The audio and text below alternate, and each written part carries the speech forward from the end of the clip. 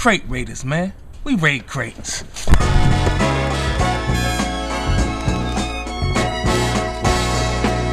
I'm sad and don't know why I'm sad. Is it that I'm lonely for you?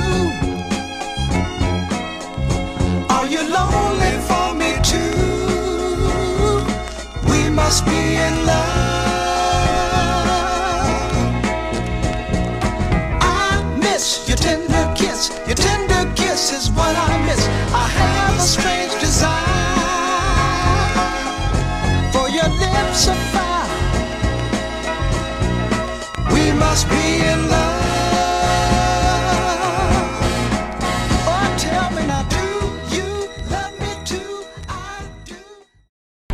1 2 1 2. DJ Kenny cutting the face of me with my man Sammy Cook. Got my man Jazzo on the camera. That's right, Crate Raiderz crew, baby. We in the heart of, well, I ain't even gonna say it's the heart. We on the outskirts of West Philadelphia. You know what I mean? I ain't gonna tell you where. I'm not gonna tell you the block. I'm not gonna tell you the address. But what I will tell you is there's some dope stuff behind this door. We about to go in, raid my man Crates. We don't want y'all to know who live here, because we don't want y'all here when he not. But we're gonna knock on the door and see who house this is and introduce y'all to some dope stuff. So let's ring the bell. Who the hell is at my door? My man Brizzo's in the building. That's right. About to raid my man Crates. You know what we're here for, man. We're here to raid the crates. Come on. Let's go. Word up. Take all my stuff. Yeah, you know how it goes.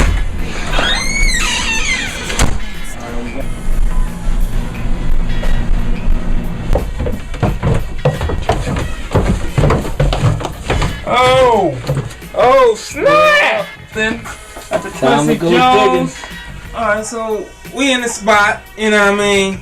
I see the collection is crazy up in here, you know what I mean? Yes, Lord. You got joints after joints after joints. I'm saying I don't even know where to start, man. Yo, like for real, like I see you got the Kool in the Gang joint. Yeah, that's Spirit of the Boogie. I see you got the rap, Sesame Street. Yeah, like I'm pretty much almost done with the Kool in the Gang collection. Yeah? I'm like the 69 to 78 era. Yeah. I'm pretty much done with that one. You got all of them. Yeah, before JT came and messed up the group. Oh wow. Okay, so alright. How long you been collecting, like, you know, in general? Well, it kind of started like maybe like around when I was 10. It was like 86, 87. 10? Yeah. Yeah? Yeah, but when I got in high school and everything, middle school, it just kind of like took a back seat and everything. And I didn't get right back into it again until like after high school and stuff was over. Mm-hmm. And I was just trying to find out, you know, what it was. I always was a music head, so I always loved music. So I always had records, but I just like kind of like stopped. So, what got you into it at 10? My aunt actually like gave me like my first record. It was what was it? Parliament from Television versus the Placebo Syndrome. That was the first one. That's a hell of a first record. Yeah. So did you understand it then? Like, no. Honestly, I mean, cause she always used to, you know, play music. She like how my record collection is. Her record collection was like that back then. But you know, you remember the first time you ever went out digging yourself for records? Record shopping. There's a difference between record shopping and digging. Record shop. Alright, record shopping. The first time I ever went record shopping, I'm really dating myself now. I went up to 57th Vine at King James. Okay. The shopping center joint? At the shopping center, it was like right where the supermarket and the Burger King, the West Coast Video. Right. All that stuff. Yeah. So I went. KSP2. Yeah. So I went there. That's what I did. Like all my money basically went to like records and stuff like that. It's still records that I got from back then. So let's switch. Do you remember the first time you ever went digging? The first time I ever went digging. Oh, okay. Now we getting into it. First time I ever went digging was like I want to say 98, 99. Okay. Like I actually like went back. Yeah. Right. Like like my whole entire experience was going to thrift shops. Okay. So then when they kind of like burned out, then it was like, then all these records, it was, you know, it was like the digging craze, and then like all these vinyl shops started opening up.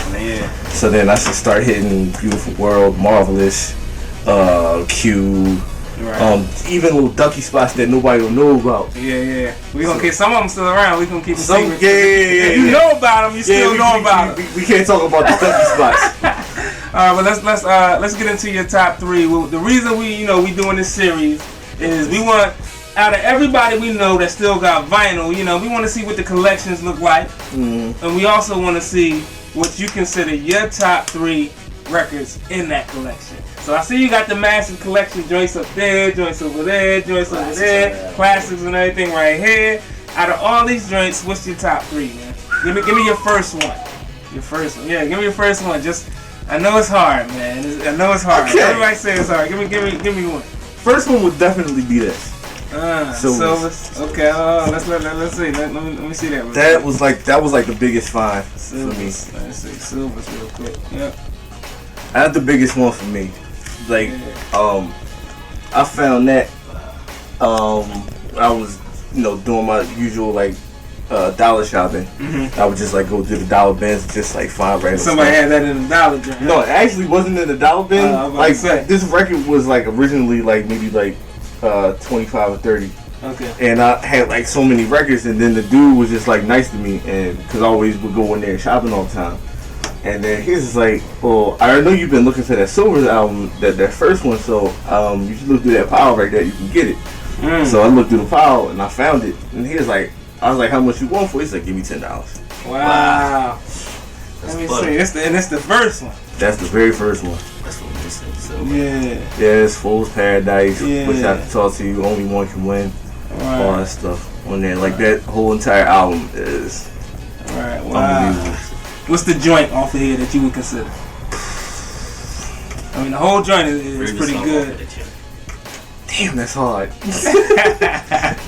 I had to say Only One Can Win, without question. Only one can win. If somebody picked up this record and they had their turntable, they said, and they was in a shop and they was gonna buy it, and they know what it was, and you were selling it. That's the joint you would tell them to drop it on. I would drop it on. I would tell them to drop it on that song. Cheers. The day I left you, you were full of tears. You said you'd wait for me until I returned. But now I'm back and find you still in debt. You say the time has let another slip in. So I'm sorry, girl, but only one can win. Your love and you must choose between the two. Only one can win. Your love, the pain's eating me through and through. But now my love. Hey baby, I'm really not the jealous type. So how long were you looking for before you actually found it? Like 2 years. Yeah. You ever almost come up on it and it wasn't there? No, actually, that wasn't the record, but it is a Silvers record. Okay. Foster Silvers. Okay. I was at a record show. And it was a copy of Foster Silver's album. Okay. I'm like, oh, this is the big come up. how much did they work for? No, I picked it up. The record wasn't even in there. Dude was like, well, you can take the cover with you. You might find the record. I would have took the cover. And I took the cover. Oh, okay, yeah. So that was like the closest I've ever got to that. So it's like I got that one. I got Foster Silver's second album with Pat and Angie. Okay. So I got that one. Let's get into number 2. It's gotta be this. Word. I just listened What you say? I was listening to that fella. Oh yeah, that's what you was banging when I picked you up? Yeah. It's gotta be that. Wow, coming to knowledge. Yeah. I got that one. This is like an interesting story. Yeah. I used to go to the Marvelous a lot. This is like the story. This is the story actually how me and like my man Black actually became friends. Okay. And everything. So it kind of like it resulted in this. Okay. So we just, I would come to the store, just go record shopping and everything, just find stuff.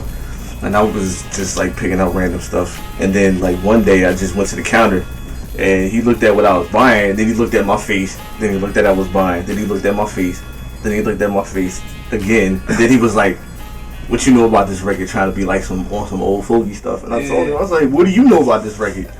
So then he started laughing. He was like, alright, you got it. And then ever since then I would just come back and forth, and he would just like put me on to certain things.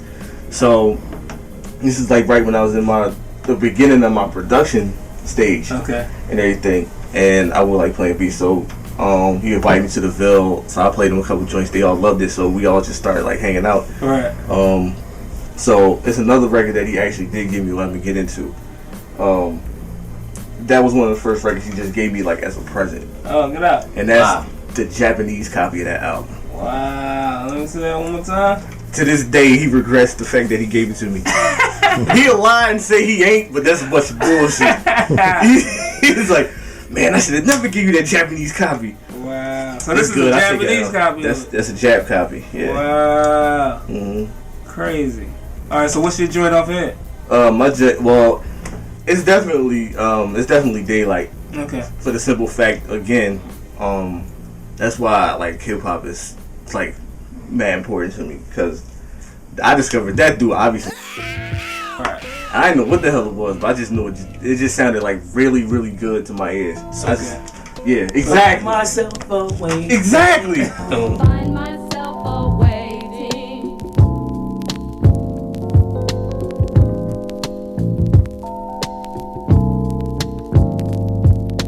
For that sweet awakening.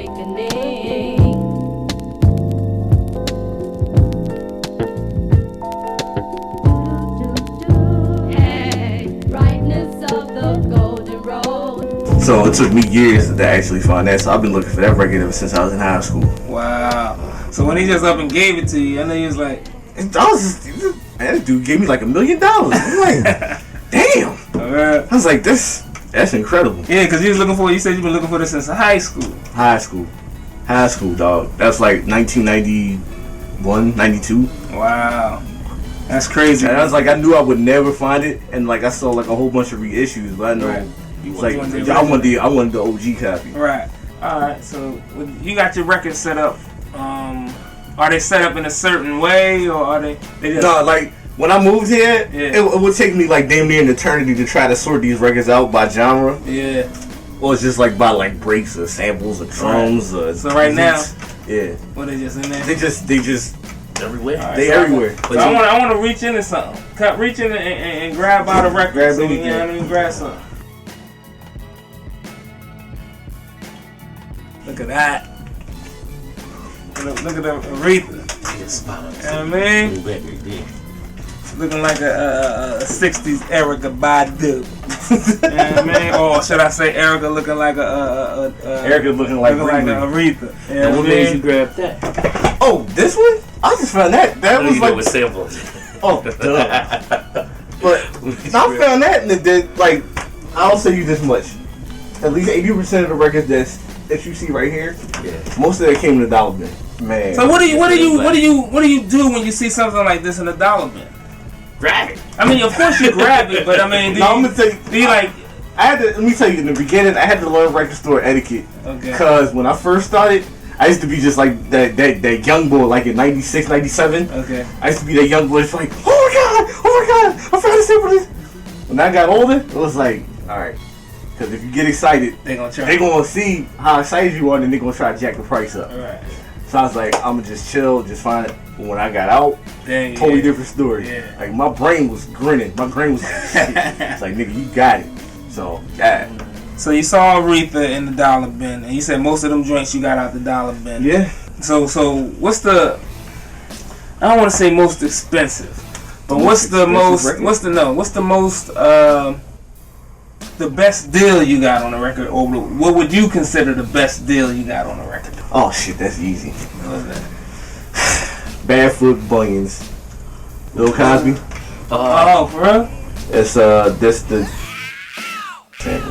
Yeah, it's like two songs. Like that song is like each song on each side is like 20 minutes long, and Bill Cosby's playing keyboards on it. For me, that's the biggest score ever. Yeah, ever. Ever. You put it out. You got out the dollar bin. Out the dollar bin. Wow.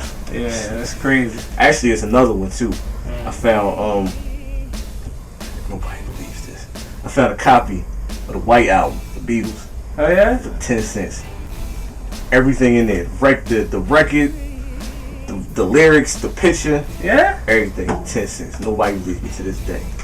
You found that for 10 damn cents.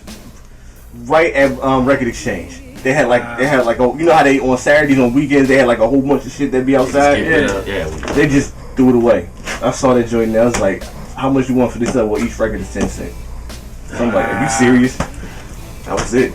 That's crazy right there. Yeah. I think that might be one of the craziest situations. Yeah, the right White there. Album, I think it was. Yeah, the White Album. Because it don't seem like somebody would actually throw that away on purpose or get that away on purpose just because it's the White Album and it's the Beatles. Right. That's crazy. But then again, you found this in the dollar bin, so you know what I mean? Yeah, like I guess anything's possible. Now, when you out say you got a copy of something, and you see a couple of you already got a couple of copies of it. If you see it that cheap, would you still just? I would still get it anyway. Just grab it. I would still get it, not even just for bragging rights, but just to get it, just because it's the thrill of the chase. All right. It's just the thrill of knowing that you actually found it cheaper. Give me one record that you've been chasing for a while that you still haven't found. Just one. Oh my god. 24 Karat Black. Yellow Misfortune 12. Okay, so you still chasing that? Huh? That's a very, very hard record to find. Now, when you come across it, I'm gonna put that karma in the air right now. When you come across that, it's gonna happen. Yeah. It's gonna happen. Like it. You know what I'm saying? What's your limit? Price wise? Yeah. For that record? I wouldn't spend no more than 100. Okay. I wouldn't spend no more than 100. Cause so for you, it's the thrill of the chase, and also the thrill of the chase when you find it in a dollar bin or in somewhere where you wouldn't expect it to find it. Right. Like, it ain't necessarily, I know who got it and I'm gonna pay him for it. It's Right. the thrill of the chase. It's just like, it's like if I see it on the wall somewhere, this is pretty much advertised. Right. It's like, alright, I look at it, it's like, alright. But if like I go to like, I don't know, just go out of state or like somewhere like Boston or like Ohio or something like that, and I'm just like, look at the stuff, and then I see a copy of that. Right. That's gravy right there. It's game over. Yeah. It's game over.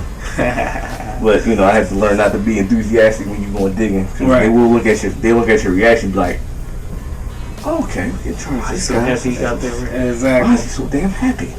Exactly. Yeah. So reach in one more time and pull out one more from another section up. Yeah, that's another. Rest in peace. Yes. R.I.P. Yeah, that's a thrift store find right there. Went to a ducky spot and found that, and this dude was like basically threw away like a lot of like Flying Dutchman stuff, like this, Leon Thomas, it's like a lot of dudes, and he had like a lot of Gil Scott Heron records and stuff like that. So I got that and A Winter in America and The Revolution Not Be Televised. Wow. In the same day. Yeah, the first side is like real soulful, and the second side is just like nothing but poetry. Like he's literally, he could be classified as the first MC, man. He's the godfather of hip hop without question. Yeah. Gil Scott is an acquired taste, right? Though. It's like you really have to have your mind has to be really open to listen to him and understand where he's coming from. Right. I listen, like I said, he was like the black CNN, man. Yeah, for real. Like, I like him a lot, man. It might be too heavy for cats. Yeah, exactly. Yeah. All right, so what's your third piece? That's it. Yeah, Leon Ware. Leon Ware. You said you just came up on this? I just came up on that. Wow, and this is promo copy. Yeah.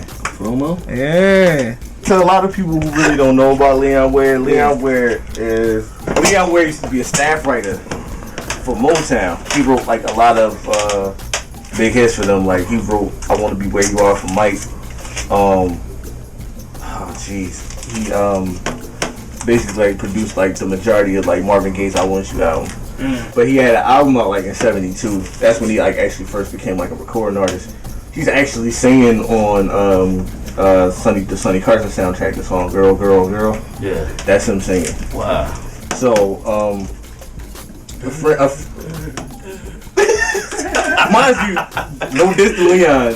I mean, only Leon can sing his songs. That's a nice way of putting it. Yeah. That's the only thing I'm gonna say.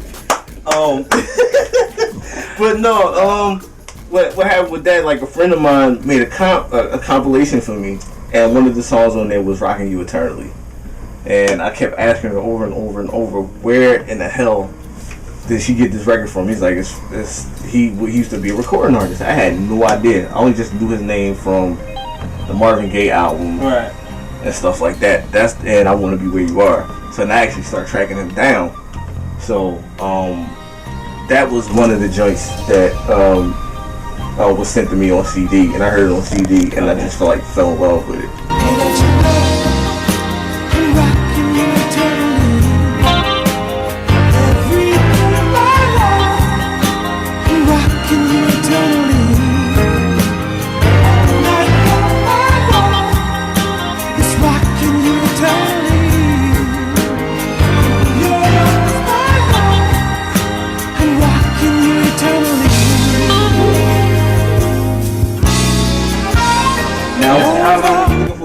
I was looking for this one since maybe 2005, 2006. Okay, and when you saw that it was a promo copy, that sealed the deal. Yeah, for real. That sealed the deal. Not for sale. Somebody broke the rules. So we're gonna keep digging and looking through his crates and see what else he got. And thanks a lot for letting us come through, man. Oh. You know what I mean? Crate Raiderz crew. Y'all know how we do. We're gonna look at some more of the records, but crates. That ain't gonna be on camera. Be surprised what you find. Word up.